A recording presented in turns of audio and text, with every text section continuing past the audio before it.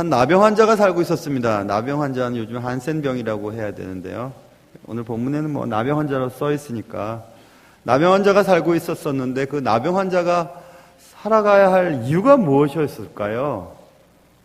그 당시 때 지금처럼 나병 환자를 고칠 수 있는 때도 아니고 자고 나면 코가 뭉드러져 있고 자고 나면 뭐 귀가 떨어지고 손가락이 사라지고 그거 어떻게 살까요?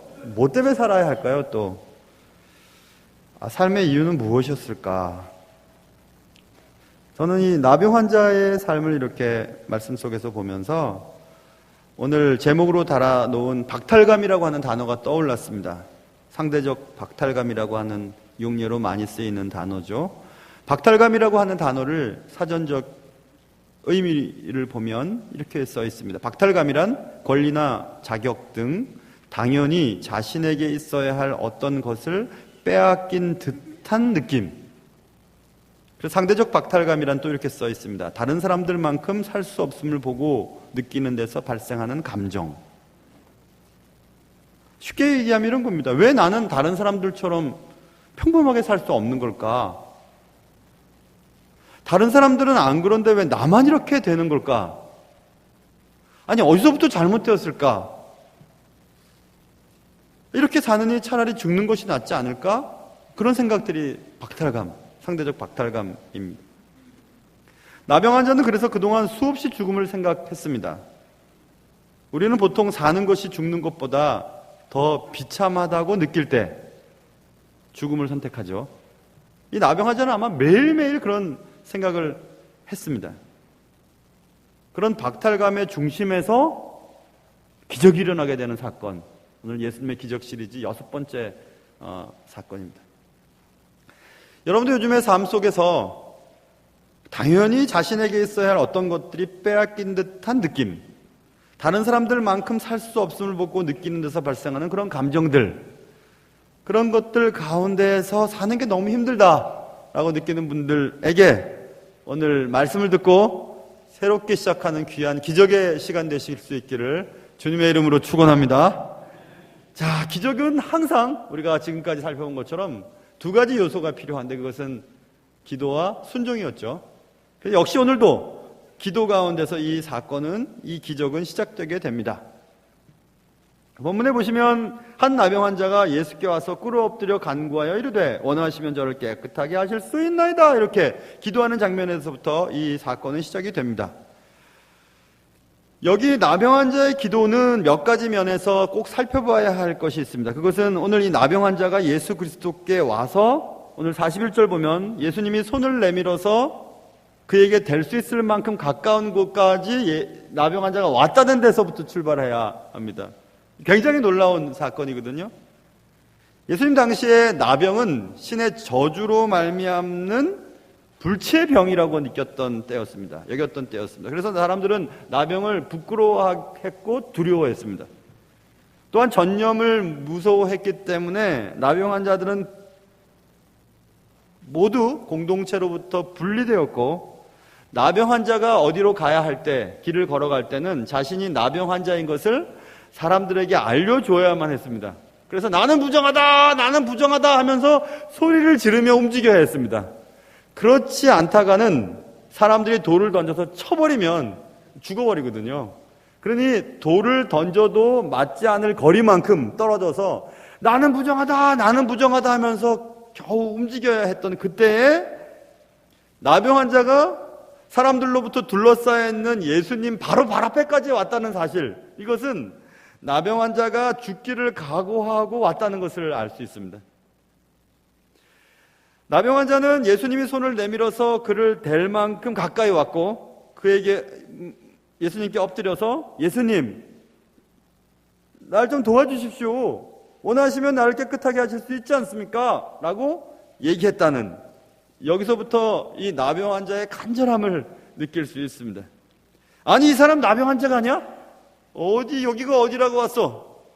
이 부정한 것이 죽으려고 환장했나? 하면서 막 사람들이 돌을 던져 죽여버리면 죽어야만 되는 그런 상황 속에서 나병 환자는, 그래, 돌에 맞아 죽더라도 내가 주님 앞에 나가보자, 예수님께 나가면 될 거야 라는 마음으로 지금 죽음을 각오하고 예수님께 나와 있다는 것을 알 수 있어요. 그러니까 여러분, 우리가 기적을 일으키는 기도는 그냥 뭐 대충 기도하는 거 아니에요. 생명을 걸어놓고 기도할 때 뭐가 하나 이루어지거든요. 나병 환자의 기도는 믿음의 간구였다는 것을 알 수 있습니다. 오늘 간구라고 번역되어 있는 파라클레오라고 하는 헬란말 파라클레오라고 하는 건 탄원, 간청, 강하게 바라는 것, 이런 뜻을 가지고 있습니다. 예전에 이미 돌아가신 신학자 박윤선 목사님은 그의 책에서 간구라고 하는 단어를 재밌게 해석했어요.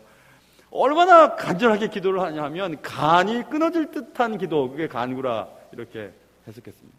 너무 간절하니까, 이거 아니면 안 되니까, 꼭 들어주셔야 되니까 하고 막 강하게 기도를 하다 보니까 간이 막 끊어지는 것 같은 그런 느낌, 그 간구라고 표현했습니다. 그래서 제 방에도 있는데 박윤선 목사님의 책 가운데 기도, 이렇게 컴마, 기도하고 써놓고 컴마, 죽기 내기로 기도하라, 이런 책이 있습니다. 기도를 하려면 죽을 똥 살 똥 기도해라, 이렇게 이것입니다. 그것이 지금 오늘 나병 환자의 기도였다는 것을 알 수 있어요. 사람들한테 맞아 죽을 수 있는 그런 환경 속에서 예수 그리스도께 가서 예수님께 간청하고 있는 이 간구, 이게 나병 환자의 기적의 시작이었습니다. 그런데 우리가 더 중요하게 생각해야 될 단어는 간구라고 하는 단어보다도 그 다음에 있는 이르되 원하시면이라고 하는 단어입니다. 원하시면. 영어 성경을 가지고 계신 분은 if you are willing 이라고 써 있어요. willing. 원하시면이라는 그것을 이렇게 willing이라고 해석을 하는데, willing이라고 하는 것은 델로라고 하는 히란말, 헬란말 델로라고 하는 뜻이거든요. 델로는, 여러분 죄송해요, 해석을 하기 쉽게, 이해하기 쉽게 말씀드릴게요. 델로라고 하는 뜻은 영어에서 would하고 could하고 이 두 가지 뜻 가운데서 would에 가까워요. 이게 무슨 말인가? 예를 들어 이런 겁니다. 9장에 넘어가 보면, 마가복음 9장에서 자신의 아들이 귀신이 들려서 귀신이 막 물에도 들어갔다가 불에도 들어갔다가 막 그럽니다. 그래서 그 아버지가 너무너무 마음이 아파가지고 예수님께 나와서 예수님께 간청을 해요. 할 수 있으면 우리 아들을 좀 구해주십시오, 이런 말이 9장에 나와 있습니다. 자, 그 아버지의 말을 들어보세요. 귀신이 그를 죽이려고 불과 물에 자주 던졌나이다. 그러나 무엇을 하실 수 있거든 우리를 불쌍히 여기서 도와주옵소서, 이렇게 간청을 합니다. 하실 수 있으면 도와주십시오. 근데 그 말을 듣고 예수님께서 이르시되 할 수 있거든이 무슨 말이냐, 믿는 자에게는 능히 하지 못할 일이 없느니라 하면서 약간 꾸짖듯한 느낌으로 말씀하시는 장면이 나오거든요. 그러니까 이 말은 여기서 쓸 때 단어는 할 수 있으면, 원하시면, 듀나마이라고 하는 단어가 있어요. 지금 여기 원하시면이라는 단어와 달라요. 자, 다시요. 9장에서 말하는 할 수 있으면 좀 고쳐주십시오, 우리 아들. 거기 때는 쿠드가 써요. 그러니까는 능력 있으면 한번 해보십시오. 할 수 있으면 해보세요. 그러니까 예수님이 그 말을 듣고 할 수 있다는 말이 무슨 말이야? 믿는 자에게 능치 못할 일이 없지, 이렇게 말씀하시는 장면이고, 오늘 본문에는 원합니다, 내가 원하니까 좀 저를 깨끗하게 해주세요 라고 할 때 원하는, 아까 말했죠, 델로라고 한 단어 쓰였다 그랬죠. 델로는 우드라는 말에 가까워요. 우드라는 말은 아니 주님 원하시기만 하면 할 수 있지 않습니까, 이 말이에요. 달라요, 여러분. 그러니까 뒷부분에 귀신 들리는 아들에게 아니 능력 있으면 해보세요, 할 수 있으면 해보십시오, 그거고, 이건 지금 나병 환자의 간절함은 아니 하려고만 하면 되지 않습니까, 주님?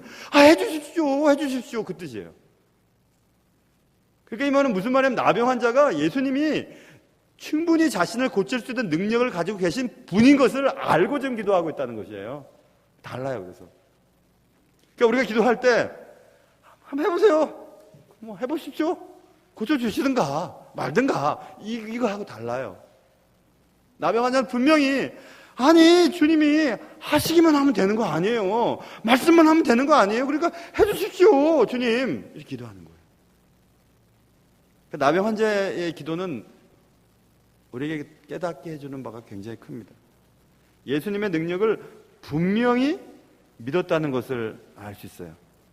그러니까 예수님이 보세요, 원하시면 저를 깨끗하게 할 수 있습니다.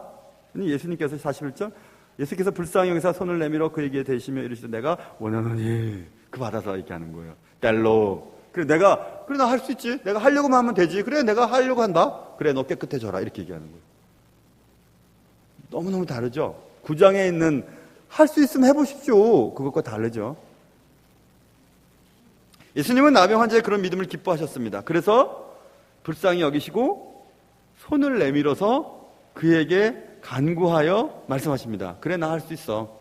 내가 하려고 해. 그래, 너 고쳐줬다. 나 할 거야. 이렇게 말씀하세요. 근데 여기서 또 한 가지, 손을 내밀어 그에게 대시며라는 단어예요. 영어 성경에 filled with compassion이라고 되어 있거든요.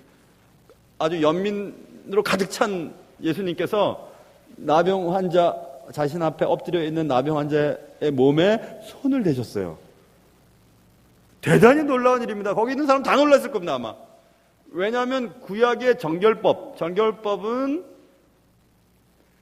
더러운 자, 시체나 오늘 나병 환자나 유출을 하는 여자들, 아무튼 불결한 자를 만지면 깨끗한 자가 불결해져요. 그렇기 때문에 안 만지려고 하는 거예요. 시체도 안 만지고 안 만지려고 하는 거예요. 불결해지면 안 되니까. 그래서 정결법은 더러운 것으로부터 나를 지키기 위해 더러운 것을 접촉하지 아니함입니다. 그런데 오늘 예수님께서는 가장 더럽고 불결하고 만져서는 안 되는 것을 접촉을 하시는 거예요. 그런데 여러분, 오늘 본문에 나와 있는 나병은 구약에 보면 한 두 번 정도의 사건을 통해서 나병이 고쳐지는 경우가 있어요. 모세의 누나, 그다음에 엘리사의 사환, 게하시, 이 두 사람은 나았거든요. 근데 낫는 것은 하나님의 개입하심으로 나아요. 하나님 고쳐주셔야만 나을 수 있는 거예요. 그런데 예수님께서 가장 완벽하시고 거룩하신 그분이 가장 더럽고 가장 추하고 만져서는 안 되는 것을 접촉하심으로 더러운 것이 깨끗한 것에 영향을 주지 않고 깨끗한 것이 더러운 곳에 전달이 되어버렸어요. 그게 나은 거예요. 그 말은 메시아라는 거예요. 예수님이 메시아만이 나을 수 있으니까, 하나님만이 그를 낫게 할 수 있으니까. 그러니까 예수님께서 그것을 지금 보여주시는 것이고, 새로운 정결법이 도래했다는 것입니다. 메시아가 이 시대에 도래했다는 거예요. 내가 메시아라는 거예요. 그것을 지금 사람들에게 보여주기 위해서 손을 대시면서 그를 고쳐주셨다는 것을 알 수 있습니다. 만물을 말씀으로 만드셨던 하나님께서, 예수님께서 굳이 손을 대실 필요가 없으세요.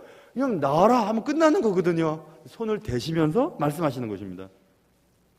이제 새로운 세상, 새로운 정결법의 시대, 내가 메시아다, 이것을 지금 보여주시는 것입니다. 정결법의 정의가 막 뒤집혀지는 사건이었죠. 거룩의 전념이라고 말씀드릴 수 있습니다. 제가 가끔씩 그런 얘기를, 가끔 그분 소개를 드리죠. 시카고에서 좀 떨어진 곳에 윌로 크릭이라고 하는 도시가 있어요. 촌동네인데, 그 촌동네 윌로 크릭 커뮤니티 처치가 만들어지면서 빌 할베스 목사님이 아주 세계에서 제일 성장하는 교회가 되었었죠. 지금도 굉장히 큽니다. 빌 할베스 목사님이 그런 얘기를 가끔씩 했어요. Contagious Christian. Contagious는 전염성 있는 얘기거든요. 전염시키는 그리스도인. 그러니까 그리스도인이 아주 악한 곳에 한 명이 딱 가는 거예요. 그래서 거기서 믿지 않는 자들과 거룩하게 살지 못하는 자들과 비도덕적이고 퇴폐적인 사람들을 거룩으로 전염시켜 버리는 거죠. 그게 그리스도인이 되어야 된다는 것입니다. 그런데 우린 잘못 알고 있을 때가 많아요. 지금도 여전히 구약의 세대 생각을 갖고 있어요. 예수 믿는 사람들이 어디 그런 데 가? 예수 믿는 사람들 깨끗하게 살아야지. 그래도 너나 나나 다 예수를 좀 믿고 신앙생활 하는 사람들은 다 신학해야 된다 그러고 성교해야 된다 그러고 사모해야 된다 그러고 그랬어요. 그래서 80년대 제가 대학 다닐 때 80년대 초 중반 이렇게 넘어가면서 막 뜨거운 신앙이 좋은 대학생들이 직장을 선택할 때 교사나 혹은 공무원 이런 거 선택을 많이 해요. 왜냐하면 세상 속에서 부딪히면서 이겨낼 수 있는 힘이 없는 거예요. 세상의 영향을 자꾸 받을 것 같은 두려움 때문에 감당을 못하는 거죠. 예수 믿는 사람들은 세상 속에서 믿지 않은 사람들에게 거룩을 전념시켜야 되는 새로운 역사가 예수 믿는 사람들의 역사거든요. 그런데 우리는 두려워하잖아요. 세상 속에서 어떻게 살아낼까? 감당할 수 있을까? 세상 속에서 내가 지금 죄짓지 않을까? 더러워지지 않을까? 생각하면서 자꾸 교회 안으로만 들어옵니다. 교회 안에서 신앙생활 누가 못해요? 여러분의 삶의 현장 속에서 예수 믿는 사람답게 살아가는 역할을 감당해야 되는 거죠. 어쩌다가 뭐 어떻게 돼서 하여튼 믿지 않는 가정에 들어갔는데, 시집을 갔는데, 나로 인해서 예수 믿지 않는 사람들 다 예수 믿게 만드는 거. 그게 너희는 세상의 소금과 빛이라고 하신 하나님의 뜻의 말씀이죠. 그러니까 여러분, 저 같은 사람은 이제 교역자 생활하기 때문에 제 주위에는 다 믿는 사람들밖에 없어요. 여러분들이 전도를 잘할 수 있는 거예요. 그래서 여러분 주위에 믿지 않는 사람들에게 여러분의 거룩성을 전염시켜야 되는 거예요. 그들로부터 오염되는 게 아니라 그들을 변화시켜야 되는 거예요. 예수님이 하셨던 것처럼.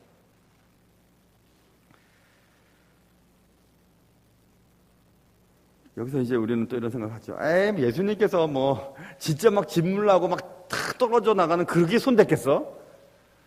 이렇게 하다가 뭐 성한 데다가 이렇게 손 살짝 대지 않았겠냐? 이렇게 또 얘기하는 분이 계시죠. 청년들, 특별히 여자 청년들이 그렇게 많이 하잖아요.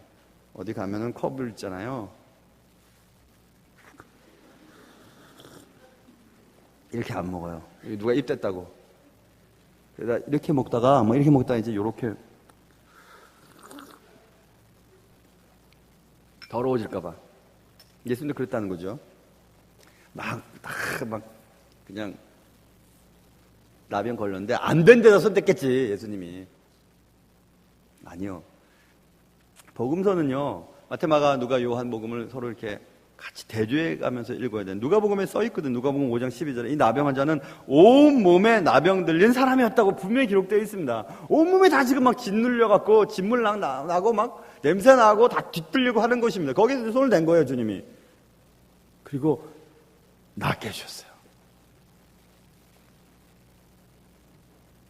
내가 원하노니 깨끗함을 받으라. 아까 말씀드린 그 단어를 쓴 거예요. 내가 할 수 있지, 그래. 내가 하려고 해. 내가 할게.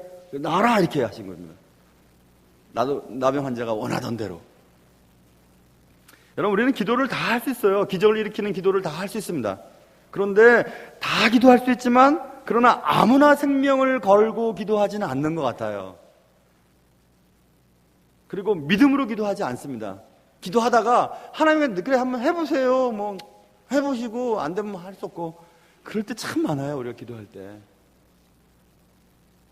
할 수 있거든요. 무슨 말이냐. 나보고 해보라고? 할 수 있는 능력이 있냐고? 있냐고? 능력이 있다고? 그거 아니야. 나 하려고만 하면 할 수 있어. 분명히 다른 얘기입니다. 누구나 다 기적을 경험하고 싶지만 하나님 앞에 죽기 내기로 기도하는 사람들은 드물어요. 사람들로부터 어떤 공격을 당하든지 나 예수님 붙잡을 거야. 예수님 앞에서 내가 하나님이 원하시는 삶을 살고 싶어 하고 그렇게 큰절하게 엎드리는 사람은 드뭅니다. 그래서 우리 주위에 기적이 많이 안 일어나는 것인지도 모르겠습니다. 야고보서 5장에 써 있거든요. 병이 낫기를 위하여 서로 기도하라. 의인의 간구는 역사하는 힘이 크민이라 써 있습니다. 역사하는 힘이 있대요. 병이 낫기를 위해서 서로 기도하랍니다. 여러분과 저에게 이런 믿음의 간구가 있기를 주님의 이름으로 축원합니다. 나병 환자의 간구는 우리가 쉽게 생각할 것이 아니에요. 목숨을 담보로 해놓고 그리고 예수 그리스도의 능력을 분명히 믿는 그런 믿음을 가지고 기도했음을 알 수 있습니다. 또 한 가지 우리가 살펴봐야 할 것은, 그래서 이렇게 깨끗해졌어요. 얼마나 좋았겠습니까? 사람들이 다 놀랐겠죠. 아니, 나병 환자 만지면 나병 환자가 되는 거예요 라고 생각했던 그들이 예수님이 그를 만지자 그게 깨끗해졌거든요. 그리고 예수님이 메시아인 것을 깨닫게 된 겁니다. 사람들이 막 난리가 났어요. 그때 예수님이 이렇게 말씀하십니다. 곧 보내시며 43절 엄히 경고해요. 엄히 경고하다는 말은 매우 강한 단어입니다. 영어 성경에도 strong warning이라고 써 있어요. 경고라는 겁니다. 이제 분명히 이렇게 해야 된다. 확실하게 내 말 잘 들어야 된다. 무슨 말씀하시냐면 이르시되 삼가 아무에게 아무 말도 하지 말라는 거예요. 이 말도 안 되는 얘기 아니에요.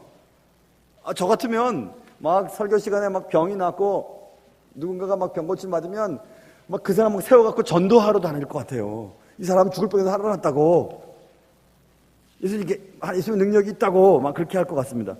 기적 사건을 사람들에게 말하는 것이 전도에 얼마나 효과적인데요. 물론 이런 거죠. 예를 들어서 뭐 에이즈 병이 걸려서 무서운 질병이 낫기를 위해서 기도했더니 그 에이즈 병 걸렸던 자가 깨끗하게 나아졌습니다. 보십시오, 이 사람이 그 사람입니다 하고 막 얘기할 것 같습니다. 당시 나병 환자는 걸어다니는 송장으로 생각했어요. 그냥 저렇게 걸어다니다가 죽는 거예요. 그냥 하나님이 고쳐주시지 않으면 죽는 거예요. 근데 하나님이 고쳐주셨으니까 나았어요. 근데 그 고쳐주신 분이 예수님이에요. 그게 예수님 믿어야 됩니다. 예수님 믿으십시오. 예수님 메시아 맞습니다 라고 이렇게 외치는 것이 전도에 매우 효과적이었어야 되는데 그렇게 하지 말라고 그러시는 거예요. 이상하죠. 치료가 아닌 격립밖에는 방법이 없었던 당대의 나병 환자를, 신의 저주로 말미암아 죽어가고 있는 나병 환자를 고쳤다. 그분이 예수다. 그러니 예수님에 대한 그런 소식은 전도에 매우 효과적이고, 예수님이 생각하실 때도 그래, 나가서 내가 했다는 것을 많은 사람들에게 전달해라 하면 되는데 그렇게 하지 말래요. 엄하게 경고하시면서 아무에게도 아무 말도 하지 말라고 말씀하셨습니다. 이상하죠? 왜 이렇게 경고하셨을까? 자, 지금까지 우리는 지난 시간까지 5번의 기적사건을 보았고, 될 수 있으면 시대별로 보려고 했고, 시간별로 보려고 했고, 오늘 6번째 기적사건을 보고 있습니다. 5번의 기적사건 속에서는 정말 대단한 기적이 벌어졌죠. 대부분 병이 낫고 그들이 원하던 것들이 이루어지는 것을 통해서 기적사건이 이루어졌습니다. 그것들을 전달받은 사람들은 각각 자신들이 바라고 원하는 것을 예수 그리스도를 통해서 얻기를 원해서 따라다녔던 거예요. 자신들이 지금 얻고 싶고 해결받고 싶은 것들을 예수를 통해서 얻기 위해서 예수를 지금 쫓아다닌 겁니다. 그 많은 무리들이. 근데 예수님이 이러면 안 되겠다 생각을 하셨던 것 같습니다. 예수님은 사람들이 오직 예수님 자체, 예수로 말미암아 받는 천국 시민 되는 것, 구원받는 것, 예수님을 얻기 위해서 자신에게 오는 것을 이제 원하셨던 것 같습니다. 지금 이 기적사건을 통해서 많은 사람들이 불치의 병을 고치러 막 사람들이 몰려드는 것보다도 예수로 말미암아 메시아 시대가 도래되었고 이제는 참된 구세주 예수를 통해서 천국할 수 있다는 사실들을 그냥 있는 그대로 전달받기를 주님은 바라셨던 것 같습니다. 그래서 지금 주님은 말하지 말라는 거예요. Strong warning. 아주 강하게 경고하는 겁니다. 절대 말하면 안 돼. 어디 가서 아무에게도 아무 말도 하지 말아라. 이렇게 말씀을 했습니다.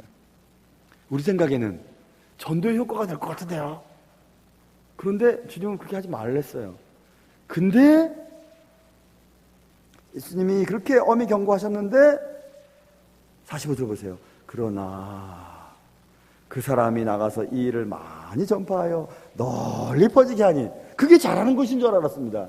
널리 퍼지게 하고 널리 전하는 것이 잘하는 줄 알았어요. 그래서 그렇게 한 것입니다. 우리가 신앙생활 하는 목적이 뭔지 한번 생각해 보세요. 뭐 때문에 신앙생활 하는 거죠? 예수 그리스도께 나오는 목적이 뭡니까? 여러분이 원하는 게 뭐예요? 여러분이 간절히 바라는 것이 무엇입니까? 예수 그리스도를 통해서 이루고자 하는 것이 무엇이 있으십니까? 근데 그것 때문에 온다면 주님 그거 바라지 않으세요. 오히려 그런 기적사건을 아무에게도 아무 말도 하지 말라고 돌려보내십니다. 예수를 쫓는 것을 쫓고 찾고 또 따르는 것을 통해서, 쉽게 얘기하면 신앙생활을 통해서 여러분이 바라는 게 무엇이 있으십니까?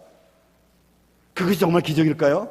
오늘 나병 환자가 자신의 병이 나은 것이 정말 기적일까요? 그래서 그 기적사건을 사람들에게 막 전달하는 것이 예수님이 뜻하셨던 것이 아니라는 것을 오늘 본문은 말해주고 있죠.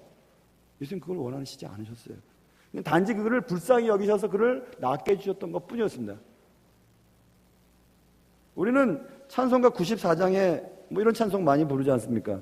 주 예수보다도 귀한 것은 없네. 부귀와 바꿀 수 없네. 뭐 명예와 바꿀 수 없네. 행복과도 바꿀 수 없네.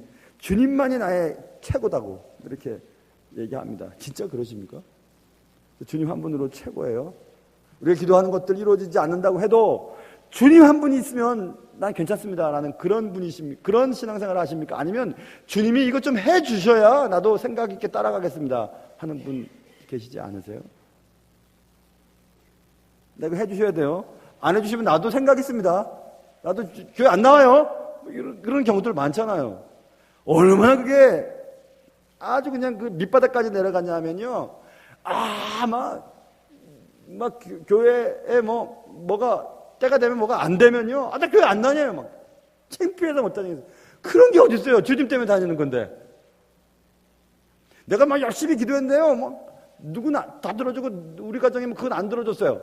애들 막 학교 그렇게 들어가기 기도했는데 애들 안 됐어요. 나 1부 예배 때만 하고 2부 예배 때는 안 하려고 그랬는데 지금 설교 맥락상 해야 되겠어요. 이 예화를. 근데 들었다고 얘기하지 마세요. 들었다고 얘기하면 또 상처받는 사람이 있어요. 우리 막내 얘기입니다. 막내가 어디 시험 봤는데 그 시험 되면 몽고 선교 가자고 지 엄마가 얘기했대요. 그럼 되면 몽고 선교 가야 돼? 그랬더니 이 녀석이 머리가 좋은지 그럼 떨어지면 나 교회 안 나와도 돼? 이렇게 얘기했대요. 여러분 우리가 그럴 때 많아요. 주님의 일을 뭘 할 때 뭐 조건을 자꾸 다는 거예요. 이거 해주시면 합니다. 안 해주시면 안 해요. 그런 거 얼마나 많아요.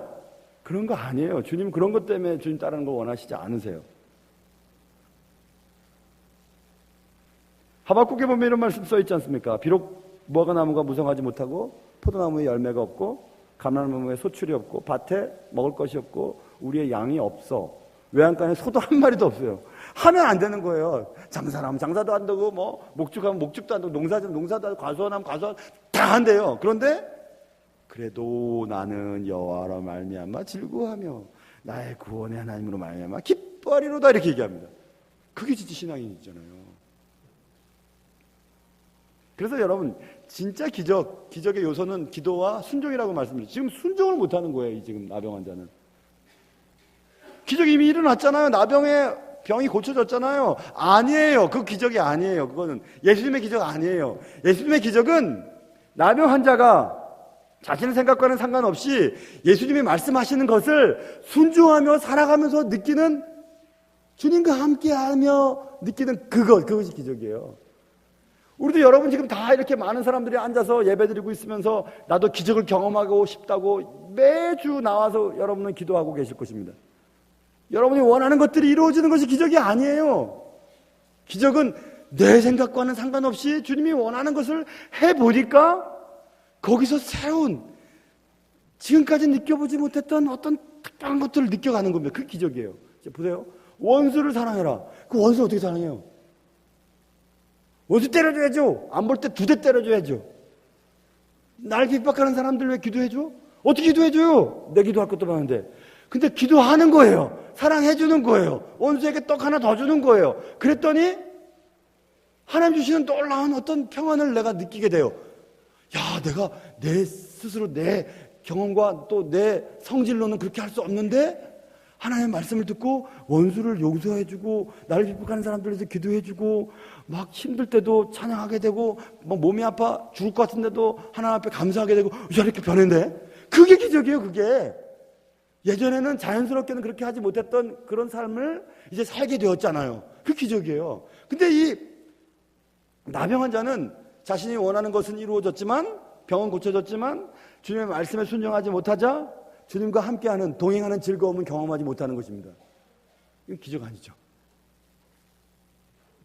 보세요. 그의 불순종으로 말미암아 어떤 일이 벌어졌는지요.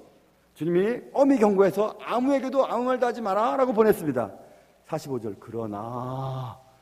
그러나 그 사람이 나가서 이 일을 많이 전파하며 널리 전파했다. 그는 분명히 이렇게 생각했을 거예요. 내가 전파할수록 주님이 높아지고 내가 전파할수록 주님의 일을 하는 것이고 내가 전파할수록 내가 잘하는 거지. 이렇게 생각했을지도 모르겠어요. 아니면 자신이 받은 것, 자신이 경험한 것, 자신이 누린 것, 자신이 얻은 것 하나님으로 받은 이 놀라운 것들을 자랑하고 싶었는지도 모르겠어요. 어쨌든 막 널리 전파합니다. 잘한 것 같았는데 그 다음 보세요. 그 다음 접속사 그러므로 그 결과로 말미암아 그랬기 때문에 어떻게 됐냐? 예수께서는 다시는 드러나게 동네에 들어가지 못하시고 오직 바깥 한적한 곳에 계실 수밖에 없었다고 지금 성경은 말씀하고 있죠. 우리는 대부분 우리가 신앙생활을 하면서 아주 자주 착각을 해요. 그것은 우리의 생각대로 신앙생활을 해요. 내가 하는 행동이 이렇게 할 때 교회가 덕이 되고 내가 여기서 이렇게 막 이렇게 힘을 내고 소리를 내고 이렇게 해야지만 예수님을 돕는 길이라고 생각하면서 그렇게 해요. 막 법을 쫓고 막 의롭다고 생각하고 막 그렇게 해요. 근데 그게 결국 교회와 예수님의 사역을 막는 일이었어요.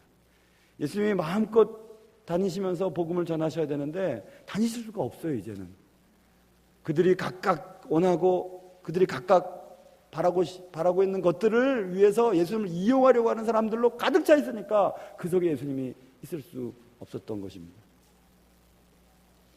여러분, 우리의 행동이 예수님의 발을 묶어놓고 전도의 문을 닫게 만든다면 여러분은 열심히 일할수록, 열심히 교회생활을 할수록 주님 앞에 혼나게 될 거예요. 신앙생활 아니에요. 내 생각과는, 내 판단과는 기본적인 상식으로 생각할 때에는 이게 분명히 옳은 것 같다 해도 주님이 하지 말라면 안 해야 되는 거예요. 그리고 내 생각에 분명히 이것은 안 될 것 같아. 아니, 주일날 문을 열어야지 장사가 잘 되고, 아니, 주일날도 교도상을 공부해야지 잘 될 것 같고, 뭐, 사람들 만나서 막 저렇게 해야지 승진도 될 것 같고, 막 그렇게 될 것 같아서 내 뜻대로 했는데 주님이 그렇게 하지 말고, 주일날은 교회 열심히 다니고, 하나님을 믿고, 의지하고, 그렇게 해라. 내 생각엔 그게 아닌 것 같아요. 또 주님이 그렇게 하라면 해야 되는 거예요. 그게 순종이에요. 그래야 여러분의 삶 속에서 참된 기적이 일어나기 시작합니다. 신앙생활은 내 생각대로 하는 거 아닙니다. 상식대로 하는 것도 아니고요. 내 판단에 옳은 대로 하는 것도 아니에요. 신앙생활은 하나님의 말씀대로 하는 것입니다. 하나님이 원하는 대로 하는 거예요. 비록 하나님의 말씀이 내 생각과 달라도 순종할 때에 우리의 삶 속에 참된 기적이 일어나게 되기 때문에 그런 것입니다.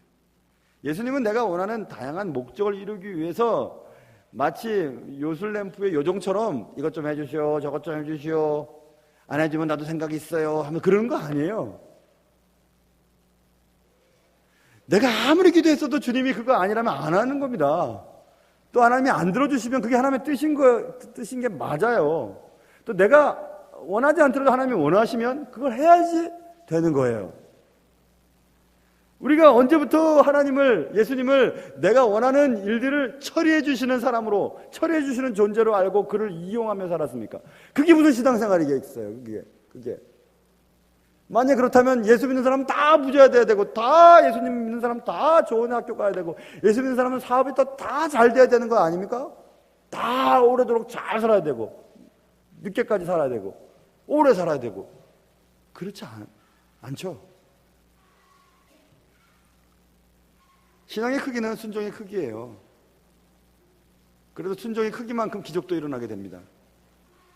기적은 우리가 기도하고 기도해서 얻는 그것이 기적이 아니고, 기도하고 이제 하나님의 말씀을 듣고 말씀에 따라서 순종하며 살아갈 때에 내가 그동안 하지 못했던 일들이 자유롭게 하게 되는 거예요. 아니, 무화과 나무 잎도 말고 외양간에 소도 없고 아무것도 안 되는데도 여호와 하나님 때문에 난 기뻐요. 그 기적이에요. 그게 예수 믿는 기적이에요.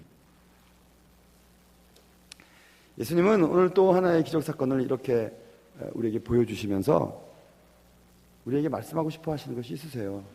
나병 환자의 나병을 고쳐준 것과 나병 환자에게 엄히 경계해서 말하지 말라고 했는데 말했기 때문에 예수님이 더 이상 말씀을 전하지 못했고 한적한 곳에 갔을 수밖에 없었다고 하는 이 사건들을 말씀하시면서 주님께서는 우리가 원하는 것들, 그 사건 자체가 이루어진 것 자체가 기적이 아니고, 이제는 하나님의 그 능력을 경험한 뒤에 하나님과 동행하며 사는 것이 기적이라는 사실을 우리에게 알려주고 싶어 하시는 것입니다. 말씀 순종하는 것이 기적이에요. 내 생각대로가 아닌 말씀대로 살아가려고 하는 것, 그게 기적이에요. 내 자연스러운 성품으로는 이렇게 해야 되는데 주님이 이렇게 말씀하시니까 이렇게 하지 않고 이렇게 하는 것이 기적이에요. 이 원수 같은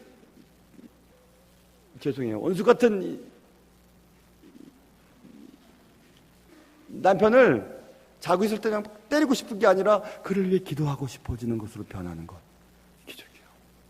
나를 막 무시하는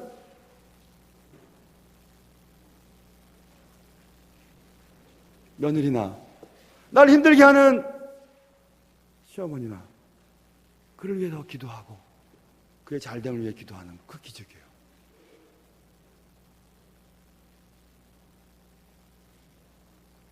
예수님이 말씀하시도 말씀하시는 곳까지 가고, 예수님 서라 하면 쓰고, 예수님 오른쪽 가라고 하면 가고, 왼쪽 가라고 하면 가고, 뒤로 돌아가면 들어가는 거. 그게 기적이에요.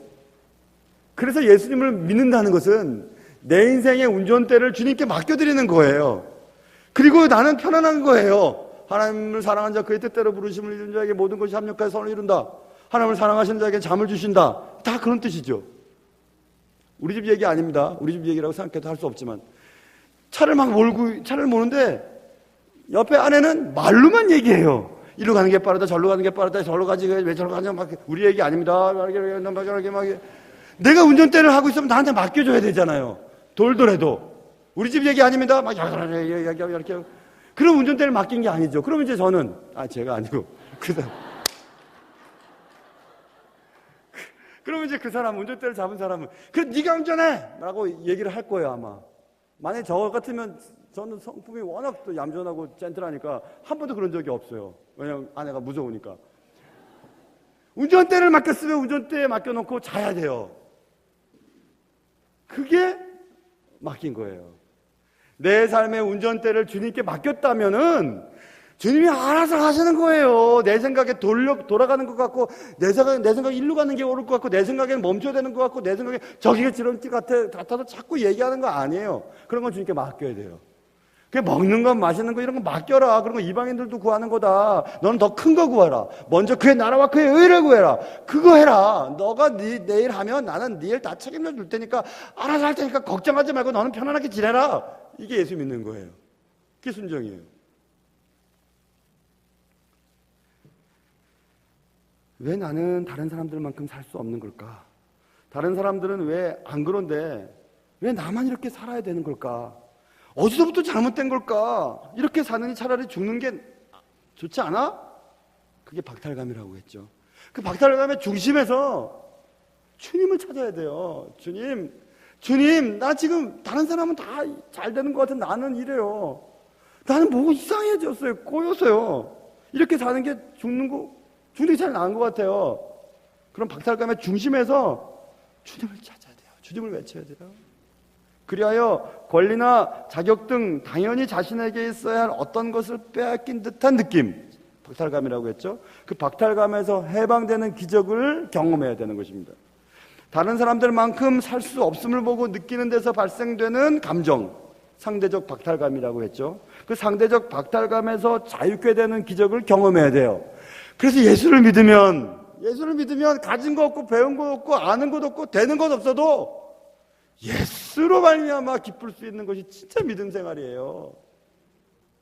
사랑하는 성도 여러분, 이런 박탈감의 중심에서 주님의 이름을 부르면서 그 박탈감의 중심에서 팍 솟아오를 수 있는 그런 은혜가 여러분과 저의 삶 속에 있기를 주님의 이름으로 축원합니다. 하나님 아버지, 왜 나는 다른 사람들만큼 살 수 없을까? 다른 사람들은 안 그런데 왜 나만 이렇게 살아야 하는 것일까? 어디서부터 도대체 뭐가 잘못된 것일까? 차라리 죽는 게 사는 것보다 낫겠다라는 이 박탈감의 감정에 휩쓸리지 아니하고 그 박탈감의 중심에서 주님을 의지하며 주님을 외치며 비록 아무것도 이루어지지 않고 내 뜻대로 되지 않고 내 생각대로 되지 않는다 할지라도 주님이 하라 하시면 하고 하지 말라 하시면 하지 말고 주님이 용서하라 하면 용서하고 주님이 좌측으로 가라 하면 기어코 우측으로 가지 말고 좌측으로 가며 돌아가라 하면 돌아가고 그래서 주님이 내 인생의 운전대를 붙잡고 계심을 믿게 하여 주시옵소서.